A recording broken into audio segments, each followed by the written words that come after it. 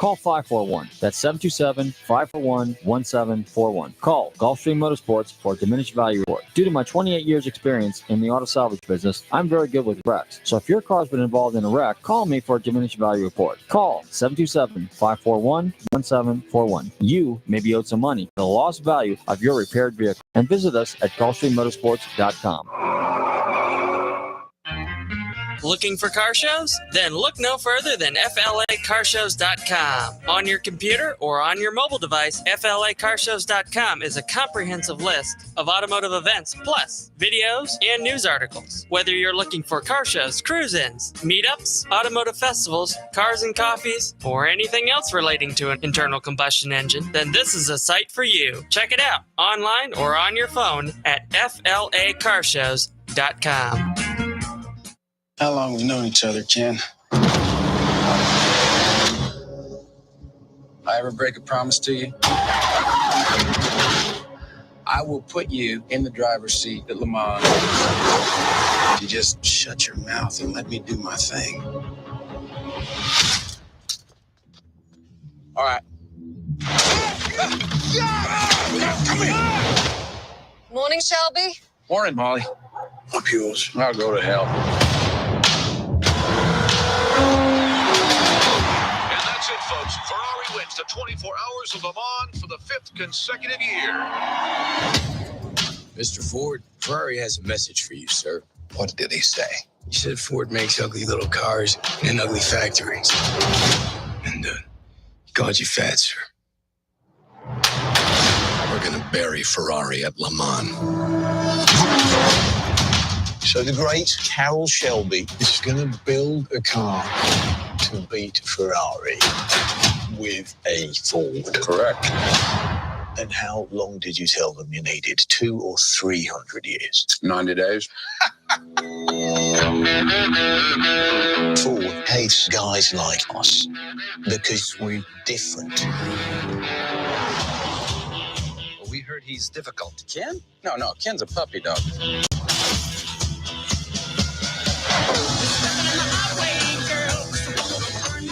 It's awful. If there's a problem, the computer will find it. Get some Scotch tape and a ball of wool. What are they doing? Making your car faster. That's more like it! Ken Miles is not a Ford man. We're on the verge of something. And now you tell me that I can't have the best man in the world behind the wheel?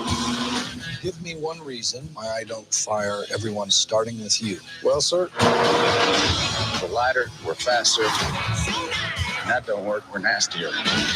Go ahead, Carol. Go to war. What a plan.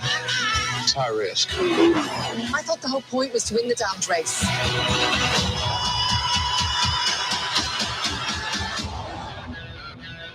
If this were a beauty pageant, we just lost. Looks aren't everything.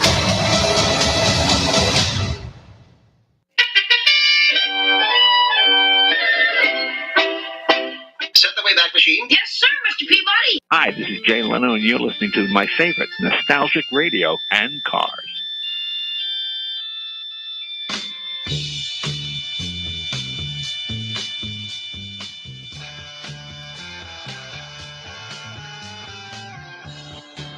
Okay, listeners, welcome. You're tuned in to Nostalgic Radio and Cars, and I'm your show host, Robert. Run your computers and Google TAN-Talk1340.com. You can see, yes, really see me live here in the studios in downtown Clearwater. Don't forget to check out our website, GulfstreamMotorsports.com, where you can find out all about us. And if you missed any of our 711 shows, 711. Hey, shows. Tune into visit nostalgicradioandcars.com. Good evening, Bobby. Howdy. Wow. Well, this is our 14th anniversary show, ladies and gentlemen. Yeah. And it's like the old crew's back. Me and Bobby's in the driver's seat. Happy to be here. Happy to be here. Wow. Good to see you, bub. Anyway, so here we go. We got an exciting show for you tonight. We got a special guest coming on. First question. You know how to drive a radio station? Yes. Yeah. Well, I'm sure you do. You're in the driver's seat. You are manhandling this thing right now. So super. Okay. So normally what I do in the first part of the show a little bit is I talk a little bit about some of the events or things that I've got going on. So a couple things. One, over the weekend, they had a Mopar show over in Ocala. And I ran over there to kind of snoop around. I had a few Mopar things on my own I needed to sell and trade and wheel and deal. Excuse me. And then there was some stuff that I was looking for one of my customers who's got a B-body, 68 B-body project. And so I was trying to kind of horse trade to get rid of some stuff that I got to get some stuff that he needs so I could sell him something. So at the end of the day, I actually won it with some coin. That was the plan. Didn't quite work out that way. But nonetheless, I saw some old friends. Jim Drain was there, and big shout out to Jim. He's a big Mopar guy out of St. Pete.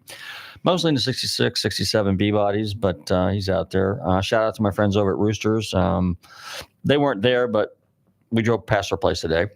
And then who else did we bump into today? Oh, yeah, we went by Wayne and help me out here. Todd's place. When we were looking at some cars. Now, Todd had a real interesting car over there, which you don't see very often.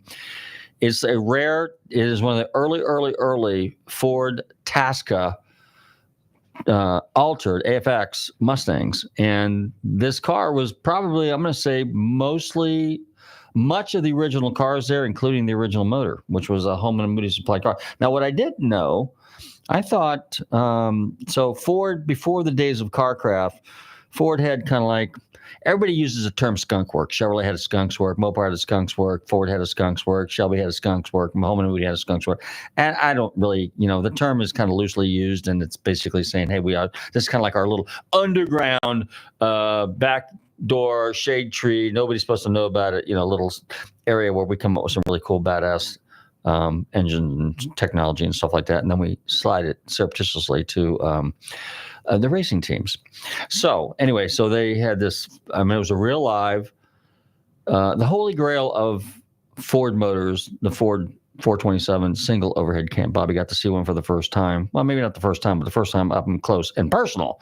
And that was kind of cool. So we were kind of talking about that. And Wayne was giving us the details on that particular car and how the car was built. And what I did not know, I thought the car was actually built by Tasca, but apparently the cars were given as rolling chassis, Hyper 289 Hypo K-code cars, to Holman & Moody, and then Holman & Moody performed the alterations on the car. So they moved the rear end back, or forwards actually, closer to the back seat, and then did some other modifications, put the drive shaft in there, a few things like that. And then, of course, the suspension was modified. And then over a couple of years, they evolved. Now, a few years ago, we had Al Joniak on here, and he had a 65 AFX car. It was called the Batmobile. And then I don't remember if he wrecked that car or that car. Well, maybe it was just the one after. But he had one of those. And, of course, Dick Brannon had one. And then I think, can't think of who the Georgia Shaker was. He had one. So there was probably, 7 or 8 or 9 or 10 of those cars. And they just basically mopped up back in the day. And so it was really cool to see that. But one of the other interesting cars in this collection, and it's not really open to the public, but I appreciate people that have the means and then can put together these private collections, particularly if they have very, very interesting, nostalgic, and historic cars. One of the cars he had there, what was it, Bobby? A 1909 Cadillac, right? Yes. And we got on the subject about talking about, because we were looking at one of the Hemi race cars that we had there. He's got a 71, 72 Challenger race car. And when he popped the hood, it had twin ignition in it. And I've seen that before, but I never really paid much attention to it. Now, twin ignition, there's a reason for that, obviously. And of course, today, twin ignition is common. But we walked over and looked at this 1909 Cadillac, and twin ignition was, everybody thinks that all this technology and everything we have today is all, overhead cams and 5-valve per cylinder and twin ignition and this and that and all this other kind of stuff, that this is all new technology. No, it's not. It's been around actually for over 100 and some odd years. It's just that today, the process, they reverted back to it. It's kind of like you always bounce around. Let's try this. If this doesn't work, let's go back to that. So you go back to the drawing board, as they say. Nonetheless, Cadillac experimented with this, and I'm not saying they're the first one that had twin ignition, but this particular 4-cylinder Cadillac motor actually was twin ignition. It also had electric start, and the electric start was designed by a gentleman by the name of Kettering. Is it Alan? It's Paul from Clearwater. Paul from Clearwater. All right. Well, we don't normally take calls, but we'll go ahead and take a Paul. Wishing us well. Okay, Paul from Clearwater. Thank you. At any rate. So Kettering, and then I found out that Kettering actually developed a number of other interesting innovations. Air conditioning was one of them. What else did he invent? There was It's Freon, Freon. specifically. Yes, that. And then there was one more thing that was kind of significant. And but anyway, so I'm going to read up to. Unfortunately, these people aren't here, but maybe I'll find a historian that knows a lot about Kettering, and because he was kind of like partial to high-end cars, and that's one of the reasons why he went and approached Henry Leland, who used to work for Ford Motor Company, who went out and decided, or the other way around, and Leland kind of wanted to do a high-end car, and Henry Ford just wanted to do your basic Model T, as long as it was any color as long as it was black, that type of thing. He had a real conservative philosophy, and I get that. He wanted the car so that the average guy could afford it, and it did well for him. I mean, he was a worldwide company, and him and Harvey Firestone and who was that other guy, Thomas Edison. Those were the guys. Those are the men back in the day. I mean, let alone never mind the other industrialists, the Carnegies and people like that. And then the financial guys, the J.W. Morgans and so on. But nonetheless, so that was kind of interesting. And then I think that pretty much sums it up. Oh yeah, Bobby, you got a chance to sit in that car, so it was kind of really cool. I mean, you sit there in the steering wheel and you actually adjust the spark from there. And now I've driven Model A one time, and I had a little trouble with it because there's an art to it if you're not used to it, But keep in mind, that was a daily thing back in those days, to hand crank a car and to adjust the spark as you go down. In fact, what was interesting on that Cadillac too was on a cold day, how you started the car, and that was they had these they look like little thimbles on top of the cylinders, and you fill those with gas, and that's all the gas you had to put, and then basically, boom, it would start right up. Now, they used to do something very similar to that. They had little gas starters on diesel tractors. Okay, so back in the day, that's kind of how they started. They had a little gas motor. You fire that up, and then that's what they used to start the diesel. Caterpillar construction equipment using that up for a while too. Yeah, exactly. So, yeah. Anyway, so we have a very special guest. We're going to get to our guest here in a few minutes, and we'll see where this goes. But all right, so we did the Mopar show, talked a little bit about the collector car. Oh, another thing I did this weekend, last minute crash course. I had to do an appraisal on a 1965 Corvette tanker. Okay, now you're going, what's a tanker? Well, the tanker was an option that they offered. It's called N03, code N03, just like you have, a Copo car, or you have a Z28 code, or you have an L72 or L79 or something like that. Okay, well, there's a code called N03, and that was a tanker option, a 36-gallon tanker. And as the story goes, Zora Dundoff he wanted to make the 63 Corvette special. He wanted the mid-year Corvette 63, 67 when they came out with independent rear suspension. Now, keep in mind, Zora Dundoff raced Porsches and other cars back in the day. So he was really into the handling, let alone the performance and stuff like that. Well, the mid-year is the first year for independent rear suspension. The 64 and 63 and 4s are drum brake cars. 65, they had disc brakes all the way around, all four corners. Anyway, so they wanted to get these cars involved in racing, so they came up with the Z06 package. Okay, remember, N03 or Z06. And that basically gave you a different suspension, different transmission, different rear end, and a couple other little goodies, okay, and a special motor. And a lot of people think it was the 365 horse fuel injected, but you could actually get a 340. So it was really more about the package. The engine was a separate deal. Anyway, so as I'm doing this research on the tanker cars, okay, so you could have had, everybody thinks that all the tankers, which the original plan is to have that car with a larger gas tank so it could run long range on endurance races, okay? And so everybody thinks that, and rightfully so. I mean, all the tanks were built in 1963. The ones that I've all seen, the ones I researched, all dated 63. So what they did is let's just say they built 150, 200 tanks. They were using them up as they went along. They built like 63 and 66, 40-something in 64, 41 exactly in 65, and maybe another 30-something in 66, and then in 67, whatever the balance was. And so they used up most of the tankers. But then the layperson could actually go in there at the dealership and buy a tanker if he wanted to convert his car. There was a whole bunch of pieces, a big tank, the rear panel was out of there. It was a fiberglass panel. There's a neck that went from the back, a filler neck that went to the tank and behind the seat. The bulkhead was a little bit different, essentially the same car, but the trim and everything. So in doing my research, I am almost a tanker expert now. Okay, so I know about the tankers. And I don't know all the exact numbers, but this car happened to be a small block car. It was ordered originally by a U.S. serviceman with the intentions of taking it over to Europe, where we were stationed in Holland, I might add. So the speedometer cluster was actually in kilometers. Okay, the Corvettes are 160, so this was at 240. Okay, that's what it said, what it was registered. And it had 23,000 original kilometers, which translates, if you do the math, divided by 1.6, is 14,000 and some odd miles. Okay, so all the other tankers that I researched and found that were advertised had been restored, reconditioned, had the mileage from whatever, but they had documentation, but not to the extent that this one did. I mean, this one had the original owner's manual, build sheet, and a couple other little goodies. But it was ordered as a small block, a 300 horse. The base motor back in 65 was a 300 horse 327. It was also a 2-speed Paraglide, but it did have power windows. It did have electric seats. It did have tinted windows. It did have tilt telescopic. It had the rare teak wood wheel option.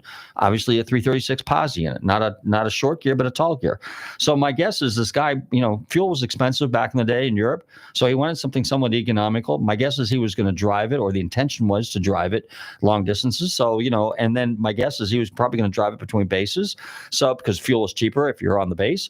So the long range tank makes sense. The small motor makes sense because it wasn't real fuelish. And the fact that it had a tall gear in it also made sense. If you could run 200 kilometers, which is 120 miles an hour on the Autobahn, which is, maybe 4,500 RPMs in a Corvette back in the day, it all made sense. So when you start putting the pieces of the puzzle together, plus the documentation, now you just have to kind of only envision what would have been like when I was at the dealership and I ordered that car in 1965. By the way, the retail price on that car, the base price on the Corvette was $4,200. By the time you got the option, it was $5,700. Not bad. Anyway, all right, we're going to take a commercial break, and we're going to have our guests on. In the meantime, I'm going to wish myself a happy anniversary. Bobby, too, 14 years. And don't touch that dial. We'll be right back. You're tuned into Nostalgic Radio and Cars. In fact, don't call us. We'll call you. Here's a little Sugarloaf.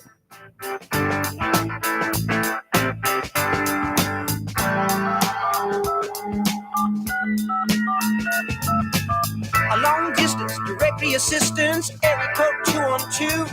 I say, hey, AMR, this is Mr. Rhythm and Blues. He said hello and put me on hold. To say the least, the cat was cold. He said, don't call us, child, we'll call you. I said, you got my number? I said, yeah, I got when you walk in the door. Don't call us.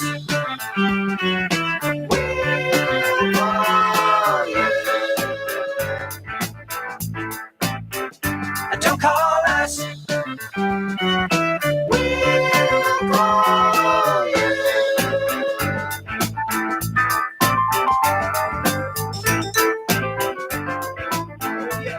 Hey, so wait a minute, listen. I got your name from a friend of a friend. He said he used to work with you.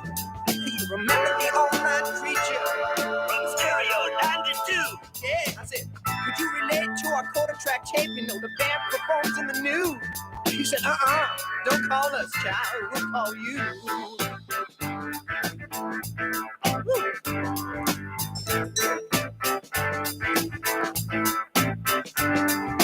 Listen, kid, you pay for the ball. You ain't bad, but we've heard it all before. Yeah, Fire it up and let's go. Oh, wait a minute. There's something missing. The engine. The hunt for history is on. Steve Jobs, BMW Z8. I always thought that this would be a cool car to own. And the stash is on the scent. When somebody calls you and says they have a Porsche 4Cam, you got to go take a look at it. Whoa. Of some phenomenal forgotten gems. This is the key to the puzzle. It's like finding the Holy Grail. ... The rest is history. It's awesome. Chasing classic cars. So this is the car that started it all, my obsession for weird and unusual cars. I loved cars anyways as a kid. I loved Ferraris. But this car came into my father's shop when I was 16 years old. It came for a little scratch in the fender, and I fell in love with it at 16 years old. Now, normal kids when I was 16 were falling in love with Camaros and Mustangs and stuff, but I fell in love with a Hudson Italia. One of only 25 made, and this is the only remaining totally original one left. I pursued this car from when I was 16 years old, and I bought it when I was 52 years old. And that pursuit over those years, it was an unbelievable pursuit. And the story was written about that in the New York Times called First Love, and it was written by Donald Osborne. Jim Ostrowski, who owns Essex Television and Crashing Wave Productions, read that article on Sunday, called me Monday morning and said, I'd like to do a TV show about you. I thought he was a little off his rocker. But he came up, we talked for about a half an hour in my office, and the rest is history. Chasing Classic Cars was born that day, continues to be one of the top TV shows. If you love classic cars, then Donald loves you. Hi, it's Donald Osborne, and you're listening to Nostalgic Radio and Cars. Okay, we're back and you're tuned in to Nostalgic Radio and Cars, and I am delighted. This is going to be like a family reunion here. I'm delighted to welcome back to the show my good friend, the one and only Wayne Carini. Wayne, how you doing, buddy? Hey, Robert. How are you? Pretty good, pretty good. We've been looking forward to doing this for a long time. I couldn't think of a more fitting time to do it than my anniversary show. So thank you for hanging out with us here for a while. 14 years. Wow, that's something special. Well, now, when I met you, coincidentally, it was at Amelia Island in 2010 or 11, and I think you had just started chasing classic cars. Yeah, it could have been. I can't remember. My gosh, it's been so long. I mean, we did 18 seasons of chasing classic cars. Wow. And you know, I think it's 218 episodes were viewed in over 100 countries, and my voice is dubbed in 38 languages. So who would ever think that something like this would happen? Well, I will tell you, you had a tent right behind, when you come around the corner there where they always have the show cars, kind of like on that little green, that putting green up there. And then right behind that, before you walk into where Amelia is, you were there, you had a tent set up, and you had a Carmen Ghia. I remember that. Yeah, I mean, that Carmen Ghia was something special, but that was I think that was season 4 or 5. Actually. Oh, really? So okay. Yeah, I think that was really cranking along. I've been to every Amelia Island Concours, and I knew you've been to quite a few, if not all of them. And it's one of the most special places in the world for car shows. Bill Warner and his wife Jane have done such a wonderful job in honing that to be one of the best shows in the world. And Haggerty took it over a few years ago and is doing a great job again. So, it's one of my favorite places in the world to go to a car show. So what have you been up to? What's going on? Well, we're doing new things. I'm so busy at the shop restoring cars. We have a few that are going to different shows. We have one going to Villa d'Este next year. So that's a focal point. We've got another Mangusta that we're doing. I mean, so many cars, but it's really great that we've been able to carry on what we've been doing our whole lives and not focus on television as much as what we're doing and, restoring cars. But, I have chasing classic cars is done for the moment anyways. And after 18 seasons of that and traveling 180, 190 days a year, I decided to stop doing that and spend more time with family. So I want to travel about 130, 140 days a year instead of 200 days a year and do some different things. This year might be my last Pebble Beach for a while, but I want to go to Villa d'Este. I want to go to Goodwood. I want to do so many different things that I've been unable to do because of my commitments to chasing classic cars and going to all these different shows in the United States. So, but I love doing things for charities all across the country. I've done so many things for charities, especially autism, over the past few years. So that's what's going on. Staying home a little bit. It's next weekend is my 40th wedding anniversary, so I love my wife and I love being at home with my family for that. So that's what's going on. Well, congratulations on the 40 years. I got you beat though. I'm 41. Good man. Good man. So anyway, all right. So let's talk a little bit about some of the stories. People love to hear stories, barn finds.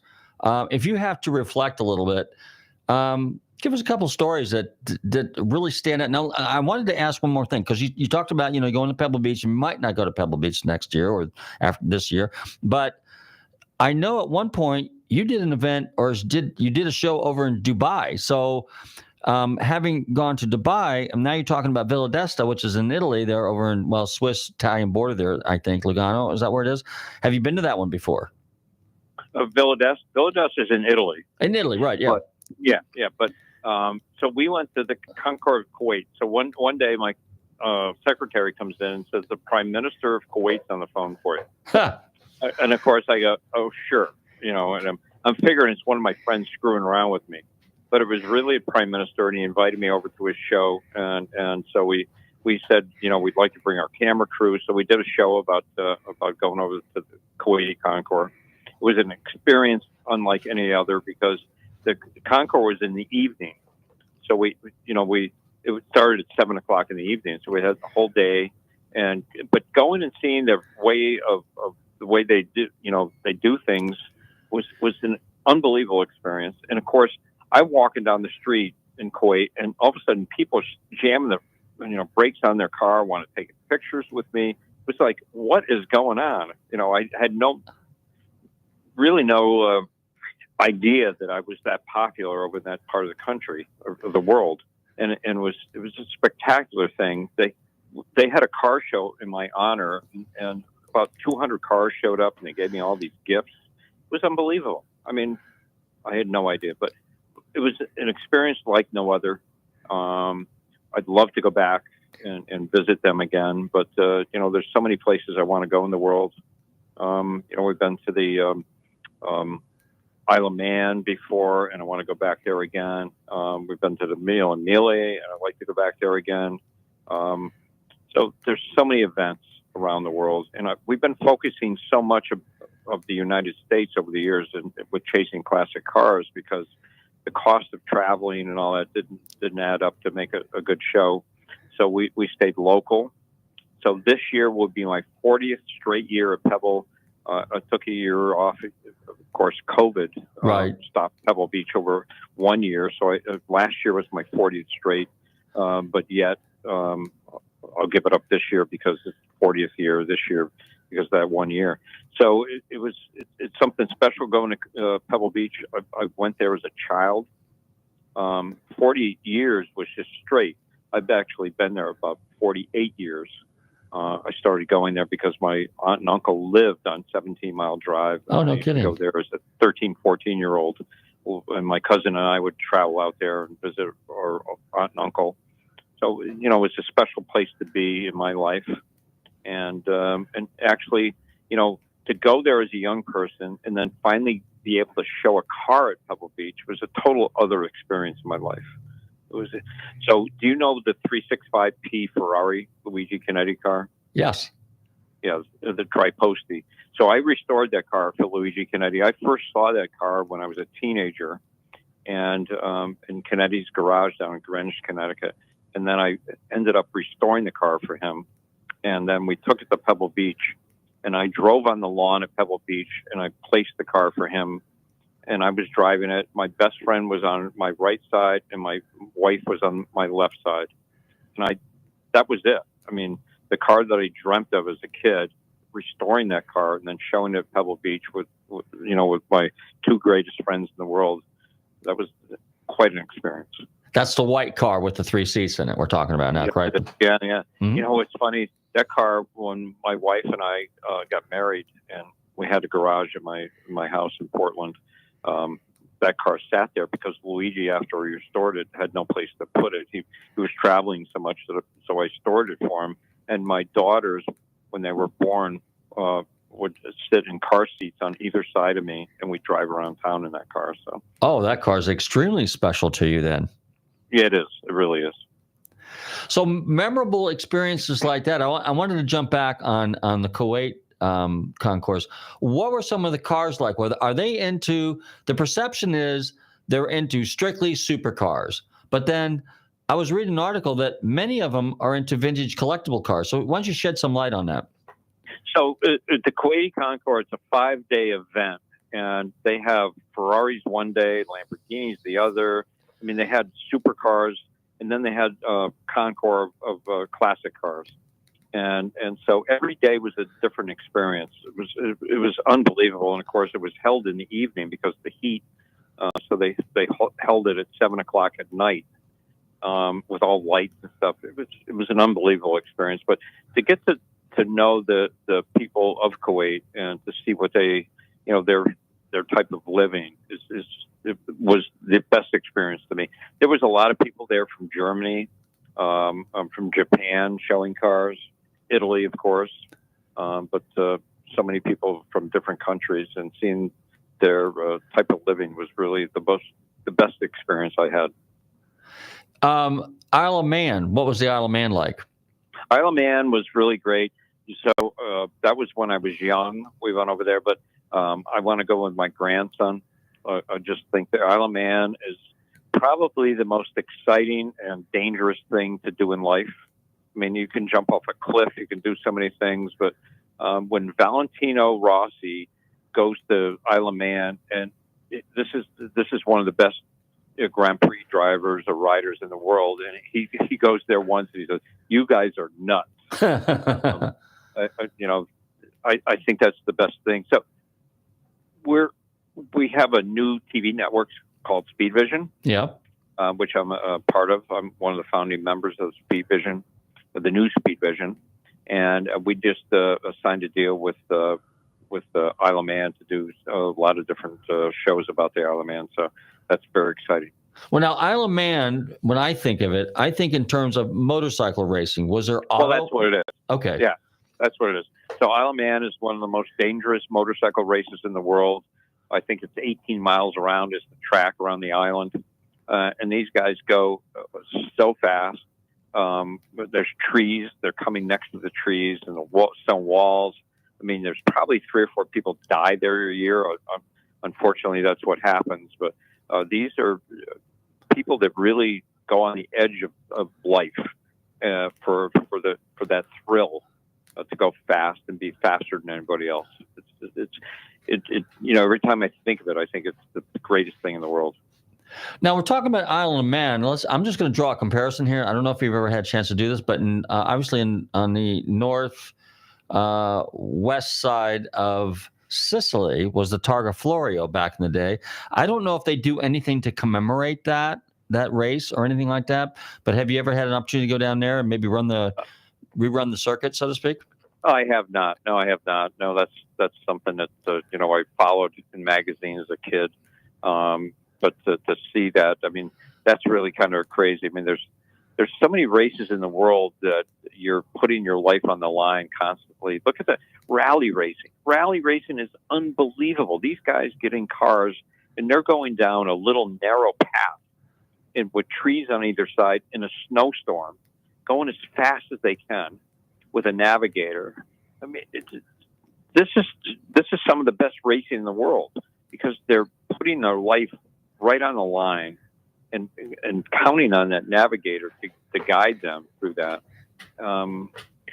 This is some of the best racing in the world, of course. But, I'm a big fan of every race, all racing. Formula One was one of my biggest, things that I had in my life. We traveled, my friend Tom and I traveled to so many races.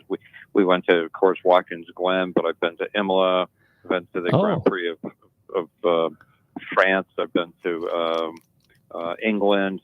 I've been all over the world watching Formula One racing. Montreal, one of the greatest tracks. So there's been so much racing history in my life to watch, not to really participate, but to be a fan of. And motorcycle racing is one of those things. It's competition, and competition draws so much interest to people all over the world. You mentioned is it Miglia Miglia, or how do I? Miglia Miglia. So it's Miglia Miglia. So it's a 1,000-mile race through Italy, and that was one of the focuses I really wanted to do for our show, Chasing Classic Cars, and so I bought a car, an Itala, not an Italia, but an Itala, in 1929, and one of the only 2 roadsters known to exist. I found it. I had to buy 18 cars to get that car, but that was my venture. I wanted to make sure that I got that car. I entered it, and we went to put it in the container to bring it over to Italy, and the oil pump let go, and you can't just buy an oil pump for an Italia. I mean, it's just not any engine like that. So we scrapped out of that, and I ended up selling the car. But it's one of my ventures for my future is to go on the Mille Mille, the London to Brighton rally, and of course many other rallies across the world. I've been on a lot of the Colorado Grand. I just love that event. It's one of the most spectacular events in the world. But as I get older, I want to do different things other than concours. I want to travel the world, and I want to see so many different things and participate in different events. How about well, go ahead. Tell us a little bit about the Colorado Grand and those driving tours. What are they like? I mean, what do you experience there? The Colorado Grand, one of the most spectacular events, of course, like I just said. But I went with McKeel Haggerty in the his boat car. What a fabulous time that was. And then I got involved with this family from Texas, and they had so many great cars they brought every year, and we had so much fun. But the biggest part of the Colorado Grand is that elevation changes. So you're up in the mountains, and all of a sudden you look down 2,000 feet, and you see the open ranges out in front of you with the straightaways. So you come out of the mountains, and on that, there's different cars that perform differently. So you have cars that do 100 miles an hour, 130 miles an hour, and 75 miles an hour. And they travel in packs together. So this family, the Andrews family, Paul Andrews, would drive a 250 short wheelbase and a couple Aston Martins. And we'd drive together. And we'd be going 130 miles an hour. And we're up on the ridge, and we could see maybe 2 miles in front of us a group of cars. And it's like fishing, sort of like you're reeling them in. You're getting closer and closer, and it's a drive to make it go faster. And then you finally set them up for a pass. So you set back about a quarter of a mile, and all of a sudden you see this long straightaway coming up, and you pass them, and they're doing 75, and you're doing 130 miles an hour. That is the best feeling in the world, I think, passing somebody at those speeds. Incredible. Now, what is the route like? Tell us a little bit about the route from where to where. So we would go into Vail, Colorado, mm-hmm. and then we'd go out into Breckenridge, to Aspen, to all these different places all around Colorado.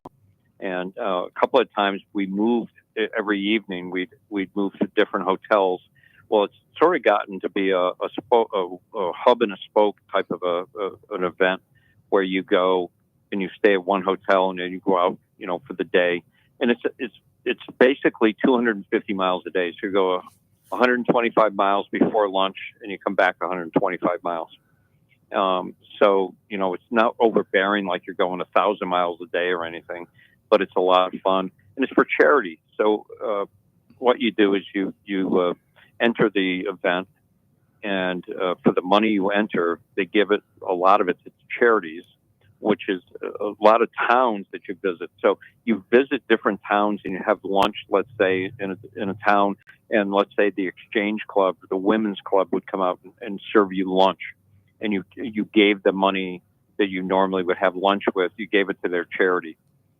There's one particular town where we basically, the Colorado Grand is paved Main Street.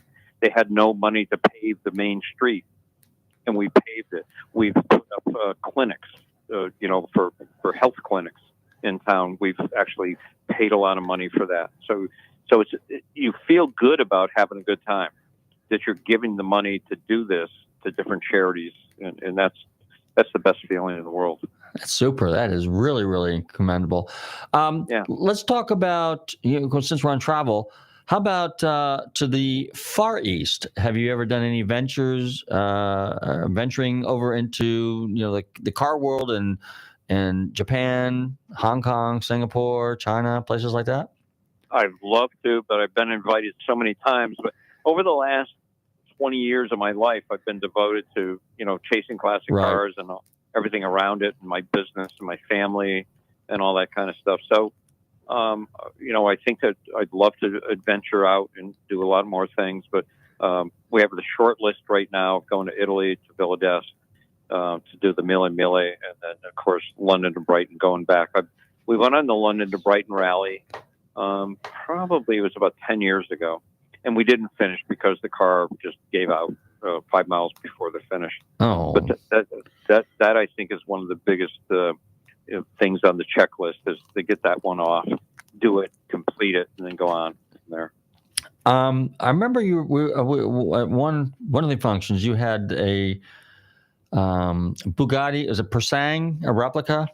Yeah, the Persang. What a great car! What a great car! Well, do you know? I can't think of his last name, but Alan. He's out of Scottsdale, Arizona. He has a real 1913 Bugatti. I'm not sure which model he has exactly, but it seems that's a very early car. I can't remember the name of it, but he was at an event, a Haggerty event with that car. Mm-hmm. A beautiful car. Yeah. Well, I met him at Bonham's when we were in Scottsdale one time, and then he invited me over to his house, and it seemed like he had all these like pre-1910 cars, which was pretty amazing. Not to mention he had a very rare, not one but two Pierce era motorcycles, two 1913s. But he was telling me about the London to Brighton, and I think he ran it either with a Mitchell or he ran it with a Renault or something else that he had. And he was talking about that. And it's hard to fathom that you guys actually go and do this with these turn-of-the-century cars. But if you look at it, because we're looking at them going, oh, man, how reliable are these? But in reality, they were relatively reliable at the time. And then with today's technologies and a little bit of smartness, it seems like you could refine them a little bit so they do tend to be a little bit more reliable. Well, that's the key to the whole thing. It has to be looked at by the sanctioning body. You can't really do anything to the car. It has to be exactly as it left the factory. So it's a challenge. But that's what we like is challenges. The Audrey Museum, Newport, Rhode Island, just did this. We were there 3 weeks ago. And it's 1908 and earlier cars. So I brought my 08 Baker Electric, and I brought my 1901 Oldsmobile. And it's a blast because it's a challenge. Mm-hmm. You're not going to just put the air conditioning on, turn the radio on, and drive 20 miles and have lunch and drive back. Will you make it? How do we got caught 4 times, out of fuel, overheating, all these things, and but we still made it. And that's what you live for, is that challenge, because you never know what's going to happen. If you get up in the morning and get in line with a bunch of cars that are going to make it every time, is okay, we'll have lunch and we'll come home. That's fun. But it's that challenge, it's that drive to make sure that you are going to make it. And if you don't, fix it on the side of the road and just make it happen. So that's what we live for. Well, I think I saw there's a video on that. Was Donald your co-driver on that one? No, Ralph Morano and Lowell Paddock and then Matt Strauss. Oh, okay. We had 2 cars, and that's what we're doing. But Donald, of course, the president of Audrey, he was on the tour too. But they put on a great event every year, and they're pushing it, I think, until 1912 cars next year, which will open up the field. I think I'm done pushing. So, the 01 Oldsmobile doesn't go very fast. We were going up a hill, Ralph Morano and I, on the first year that we did it, and a jogger pulled up next to us and talked about the car with us and then passed us. And, that's pretty bad when a jogger passes you. So I think we're going to get a more powerful car next year. Okay. Here's something. I don't know if anybody's really asked this question, but what was it like growing up in Connecticut, with your dad around those classic and antique cars, and how much influence did that really have on you? Well, it shaped my life. Okay. My dad restored cars for a living when I was growing up. He was the founder of the Model A Restorers Club of America in 1951, the year I was born. And cars were our life. I mean, whether it was going to car shows, working on the cars, or finding them. We take family Sunday drives, and all it was about really was finding cars. So my father would say, okay, I had 2 sisters and myself, and he'd say, okay, everybody keep an eye out behind the houses we drive by, and if you see an old car in the garage, yell. Huh. And so he bought quite a few cars that way, but that shaped my life in that I really, when I became a teenager, I really didn't want to do it anymore. I mean, I worked for my dad my whole life growing up. I since I was 8 years old. You know, I took a piece of sandpaper and started working for him. And I didn't want to do it when I went to college because I saw how hard he worked every day, 7 days a week. And so I went to school to become an architect and graduated actually as an art educator, and couldn't find a job that I liked and went back to work for him. And here I am. So, but it's been good to me, and I love what I do. And those are the two best things in the world, you know, as long as you're able to make a living out of it and love what you do every day. There's nothing better than that. Oh, well said. Well said. Let me ask you this. So over the years, now, New England is relatively, it's kind of like there's a lot of affluent areas there, and there's some very amazing and unusual cars that have kind of surfaced in the New England area. So over the years, when your dad was restoring cars, what are some of the most interesting cars and maybe even personalities that you guys came in contact with? Well, there was,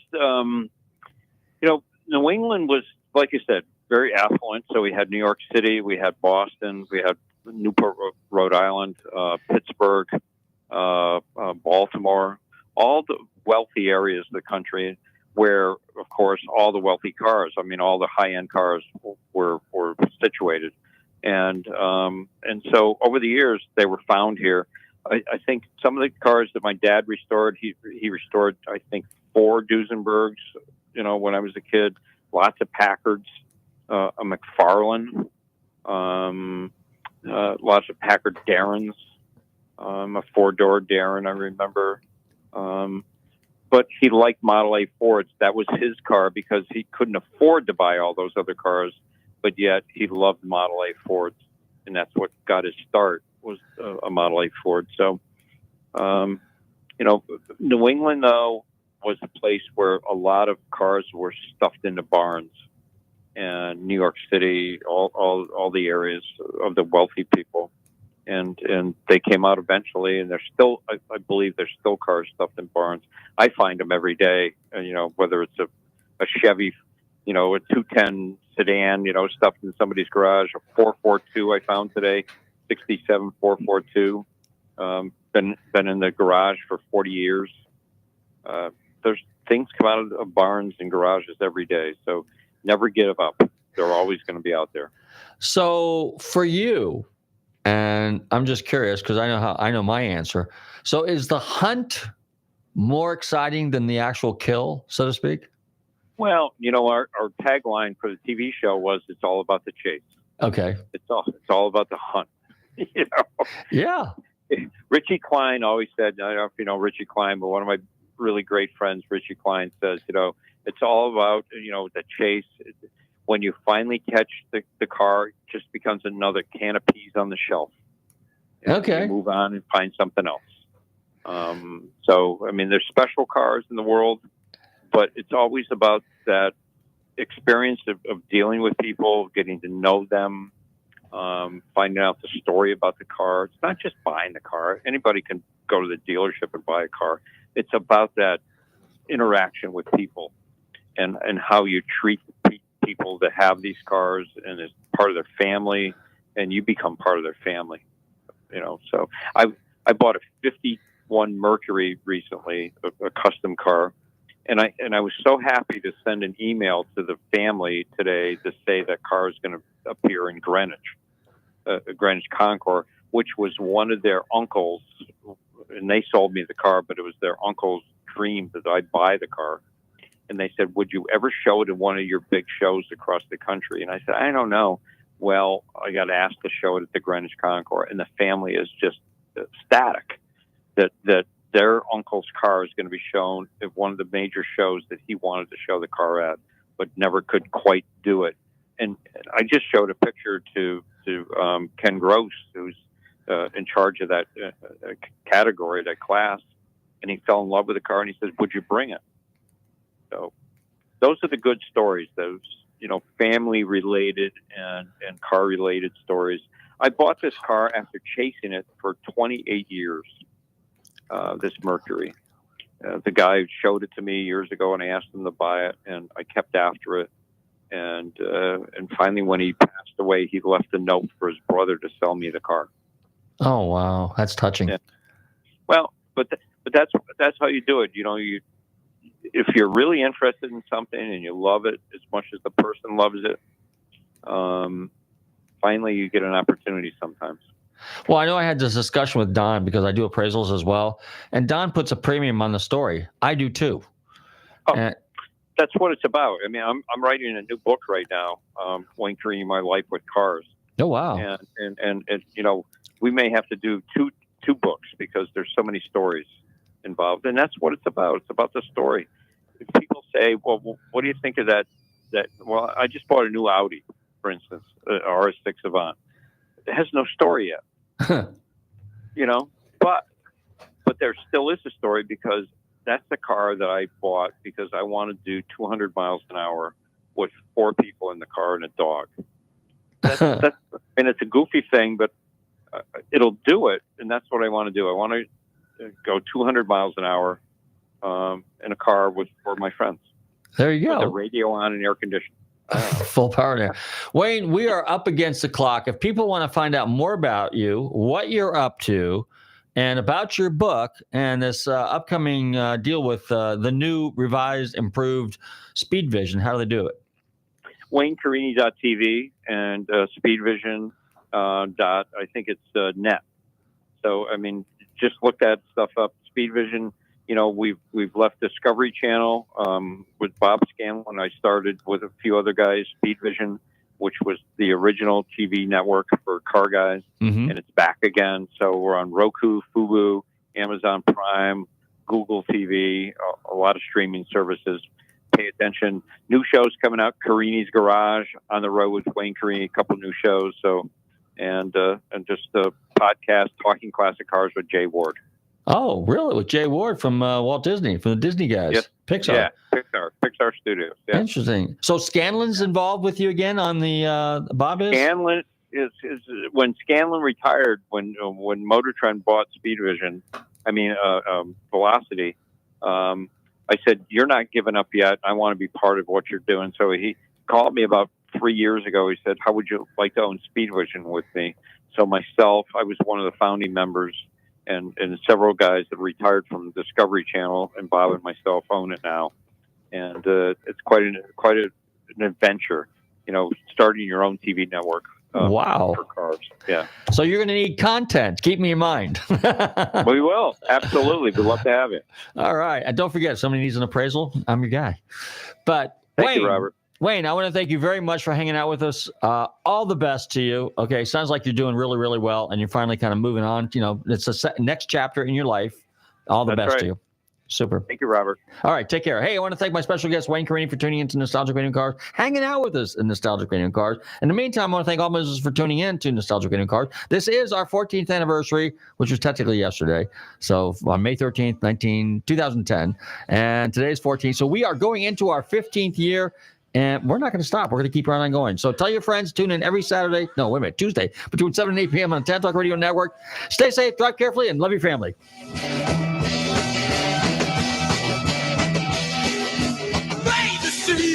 We go week, day to day, hour to hour, straight, deep and wide.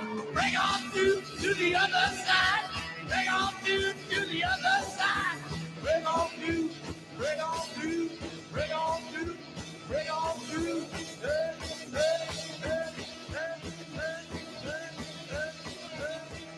WTAN, Clearwater. FM 106.1. WDCF, Dade City. FM 102.3. Listen.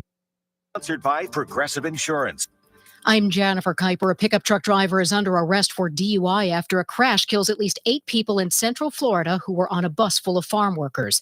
Florida Highway Patrol Lieutenant Pat Reardon. The school bus traveled off the roadway onto the grass shoulder where it went through a fence, struck a tree, and overturned. We've had approximately 40 people transported to local area hospitals. State investigators say the bus was carrying over 50 migrant farm workers. CBS News projects that presumptive presidential nominees, Democrat Joe Biden and Republican Donald Trump, will win their respective parties' races in West Virginia. Defense attorneys question prosecution witness Michael Cohen in the former President Trump's criminal trial, CBS's Robert Costa. Donald Trump's defense attorney, Todd Blanche, took direct aim at Michael Cohen's credibility, noting he's publicly attacked his former boss, from calling him a Cheeto-dusted cartoon villain to selling merchandise on TikTok, including a $32 T-shirt depicting Trump behind bars. Addressing Cohen, Blanche asked, "Do you want President Trump to be convicted in this case?" Cohen, sure. The